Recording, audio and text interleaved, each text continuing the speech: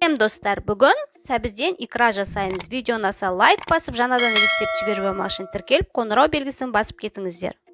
Помидорымыз бен сәбізімізді жуып алып, ет машинадан өткіземіз.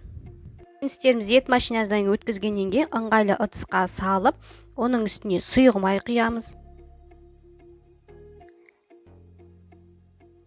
Қант саламыз, тұз саламыз. Барлығын жақсылап араластырып, пешке қойып қайнатамыз. Пеште 1-1,5 сағаттай қайнатып аламыз. Икрамыздың суы таусылғанша қайнатып, 1 қасық уксус, чеснок салып, 15 минуттай тағы қайнатып аламыз. Дәміне қарай бұрыш саламыз.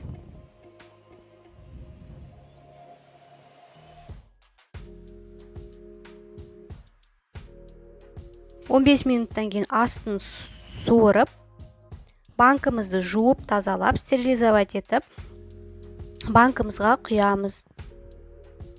Банкымыздың қаппағын жауып, үй температурасында салқындатамыз. Икрамыз өте дәмді болып шығады. Видеоның соңына дейін көргендеріңізге рахмет. Видеоны аса лайк басыңыздар, жаңадан рецепт жіберген үшін тіркеліп, қоңырау белгісін басып кеттіңіздер. Рахмет.